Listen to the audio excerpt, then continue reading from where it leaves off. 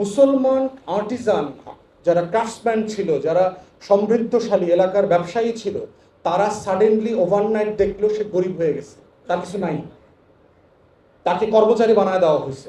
আর suddenly British কোম্পানির যারা এই সাদা কর্মকর্তাদের চাকর বাকর ছিল, রবীন্দ্রনাথের দাদা নানা টানা এগুলো যারা ছিল, এরা হলো ঘোড়সওয়ার, মানে ঘোড়ারে ক্লিন করতো, তারা সাডেনলি পার্মানেন্ট সেটেলমেন্টের কারণে শত শত হাজার হাজার বিঘা জেলার মালিক হয়ে গেছে জমিদারি সিস্টেমের কারণে।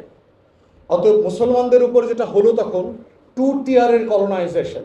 ব্রিটিশ সাদার বাচ্চারা হইলো উপরের বস, নিচের বস হইল হিন্দু আপার ক্লাস জমিদার ক্লাস, যেটা তারা তৈরি করেছে, যাদেরকে বর্ণবাদী প্রথা সিস্টেমের মধ্য দিয়ে জমিদার এবং আর্থিকভাবে সমৃদ্ধ বানানো হয়েছে।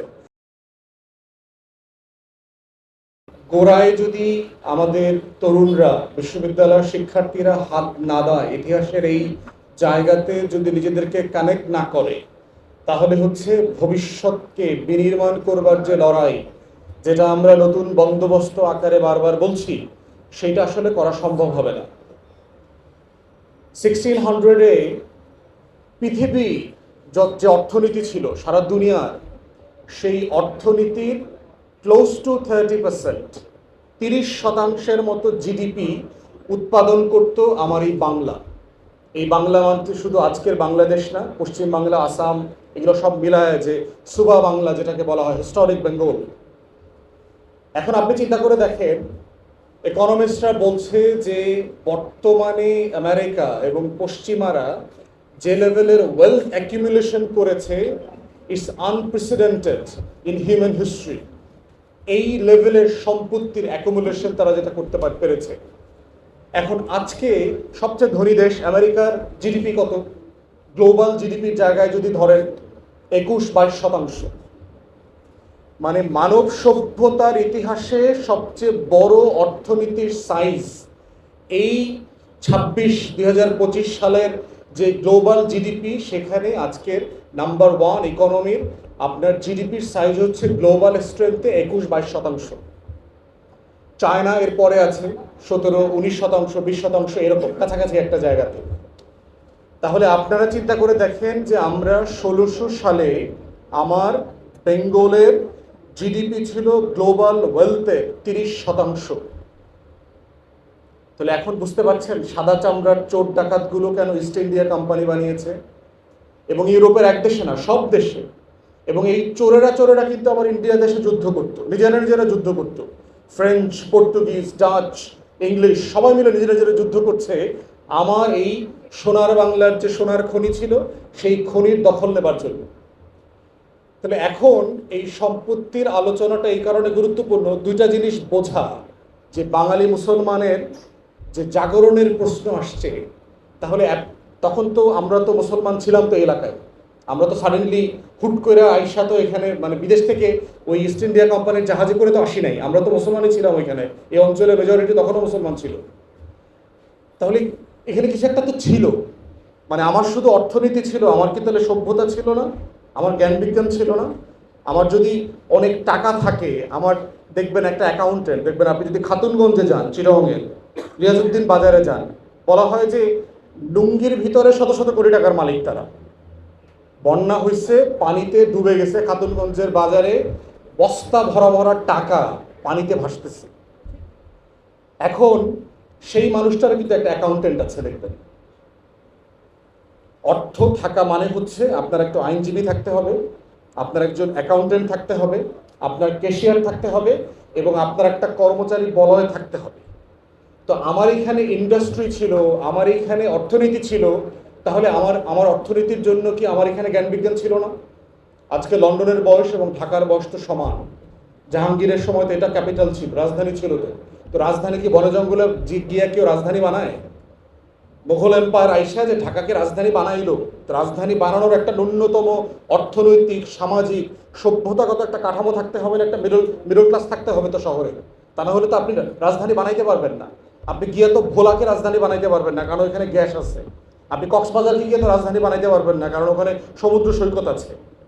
অতএব রাজধানী কেন বানিয়েছে মুঘল এম্পায়ার, এটার সাথে অর্থের সম্পর্ক আছে, এবং আমার সিভিলাইজেশনাল, আমার সভ্যতাগত ভ্যালু সিস্টেমের কানেকশন আছে। তো সাডেনলি 1600 শতাব্দীতে 1700 শতাব্দীতে আমি এত ধনী ছিলাম, এবং শুধু ধনাঢ্যতা তো শুধু টাকার ধনাঢ্যতা না, মসলিনের গল্প আমরা শুনেছি, যে এই মসলিনের কথা বলা হয়েছে যে আপনার একটা নিডলের মধ্য দিয়ে, একটা সুইয়ের মধ্য দিয়ে একটা 10 হাত 12 হাতের একটা কাপড় বের করে নেওয়া যাবে। যেই মুসলিম ছাড়া ইউরোপের রাজা বাদশাদের ছেলে মেয়েরা বিয়ে করতো না। প্রিন্সরা অর্ডার দিত রাজকন্যার বিয়ে হবে 6 মাস 8 মাস 11 মাস আগে ইন্ডিয়াতে, বেঙ্গলে অর্ডার করা হইতো যে আমার মসলিন লাগবে, এখানে ইন্ডিয়ান স্পাইস লাগবে যেটা দিয়ে ওখানে রান্না হবে। বেঙ্গল আর্টিজান ছিল, ক্রাফটসম্যান ছিল এখানে। তাহলে আমার শুধু মসলিন ছিল, কিন্তু মসলিন বানানোর লোক ছিল না। তাহলে আমার কি এখানে কি মসলিনের ইন্ডাস্ট্রি ছিল না? আমার শিপ ছিল যেটাতে করে যুদ্ধ জাহাজ বানানো হতো। আজকে আজকে আপনারা দেখেছেন যে চিটাগংয়ে জাহাজ ভাঙার ব্রেকিং ইন্ডাস্ট্রি ডেভেলপ করেছে, নতুন করে জাহাজ বানানো হচ্ছে শিপইয়ার্ডগুলোতে।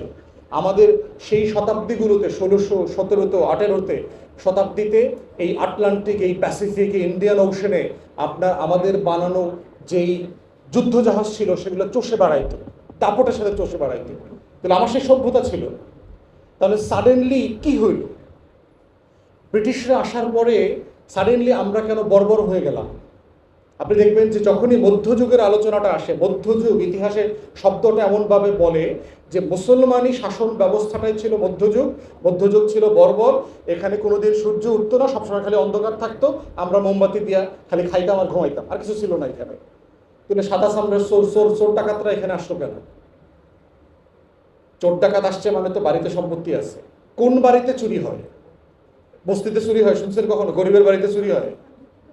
রাজ পরিবারের বাড়িতে চুরি হয় যেখানে সোনা আছে। তো সেই চুরিটা কেন হইলো? আমরা সাডেনলি কেন গরিব হয়ে গেলাম? কেন একটা বিশ্ববিদ্যালয়ের জন্য আমাকে লড়াই করতে হয়েছে? ইন্ডিয়ান মুসলমান, যেটা আপা যে বইটার নাম বলেছেন, ডব্লিউ হান্টার, 1857 সালে যে সিপাহী আজাদির প্রথম যে অর্গানাইজড বিদ্রোহ স্বাধীনতা হয়েছে, সেখানে কারণ বোঝার জন্য ব্রিটিশ সরকার তখন কুইন এই একটা কমিটি করে দেয় একটা স্কটিশ সিভিল সার্ভেন্টকে দিয়ে, just to understand the reasons. তারা দেখতে পাচ্ছে যে সবচেয়ে বেশি আন্দোলন সংগ্রাম করতেছে ভারতবর্ষে মুসলমানরা। সমস্যাটা কোথায়? তারা কি এটা ধর্মীয়ভাবে কোনো জিনিসের কারণে উদ্বুদ্ধ হয়ে করছে? কি কারণে করছে? এবং ইন্ডিয়ান মুসলমানসে তখন হান্টার তার গবেষণা, তার যে ইনভেস্টিগেশনের রিপোর্ট দিয়েছে, তার ভিতরে ওয়ান অফ দ্য রিজন বলেছে that the richest community in the Indian subcontinent became the beggars in 100 years. British east India কোম্পানির শাসনের কারণে 1757 থেকে 1857 ভিতরে যারা একসময় অ্যাফ্লুয়েন্ট মিডল ক্লাস ছিল, ধনী ছিল, সেই মানুষগুলো বাড়িতে বাড়িতে আজকে দুর্ভিক্ষ হয়েছে। কি কারণে? ওই যে আপা বলেছেন 1793 সালে জমিনদারি সিস্টেম,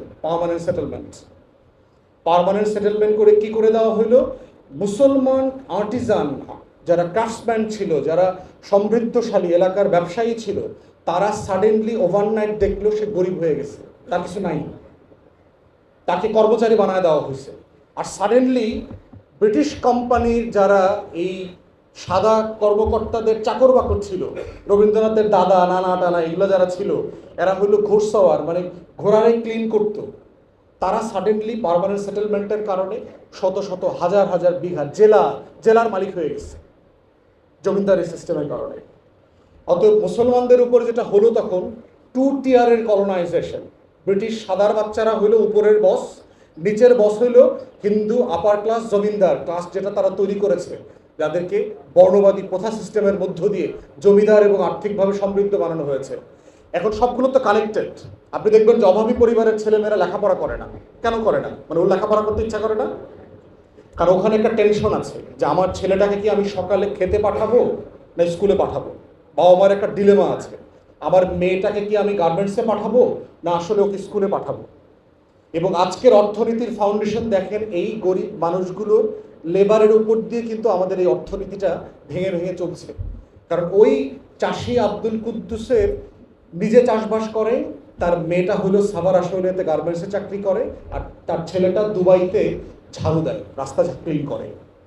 একই প্রসেসে হয়েছে যে সাডেনলি 100 বছরের ভিতরে আমার মুসলমান সমাজ একদম ফকির মিসকিনে চলে গেছে। এবং আর একটা বড় কারণ যেটা হয়েছে, দেখুন আমার একটা ধরেন মসলিনের ইন্ডাস্ট্রি ছিল, আমার একটা কাপড়ের দোকান ছিল ঢাকাতে। আমার যখন ইন্ডাস্ট্রি কলাপস করলো, আমি যখন গরিব হয়ে গেলাম, তখন এই মানুষগুলো কিন্তু আর শহরে থাকতে পারলো না, তারা গ্রামে চলে গেল। 1947-এ মুসলমানদের সম্পত্তির সংখ্যা আর জনসংখ্যার দেখবেন রেশিও মেলে না। 47-এ যখন পাকিস্তান হইল, ঢাকা শহরে হিন্দু জনসংখ্যা ছিল 30% মতো, অথচ তারা ঢাকা শহরের 70 থেকে 80% জমি জমা সম্পত্তি বাড়ি ঘরের মালিক ছিল। কিভাবে হইল? পুরান ঢাকায় যান, ঢাকা বলতে আজকে যা বোঝায় সেটা তো আজকে যেটাকে আমরা পুরান ঢাকা বলি ওটাই তো ঐতিহাসিক ঢাকা। রাস্তার নামগুলো মনে করেন তো, পুরান ঢাকার রাস্তাগুলোর নাম কি কি খেয়াল করে দেখেন তো। এটা মনে হবে যে এটা বাঙালি মুসলমানের একটা মেজরিটি শহর ছিল। এখানে একসময় রিচেস্ট ডেল্টা ছিল, এখানে এখানে আর্টিজান ছিল, ক্রাফটসম্যান ছিল, এখানে বড় বড় শিল্পপতি ব্যবসায়ীরা ছিল। মধ্যদায়ী 100 বছরের ভিতরে এই পুরো জিনিস কলাপস করেছে।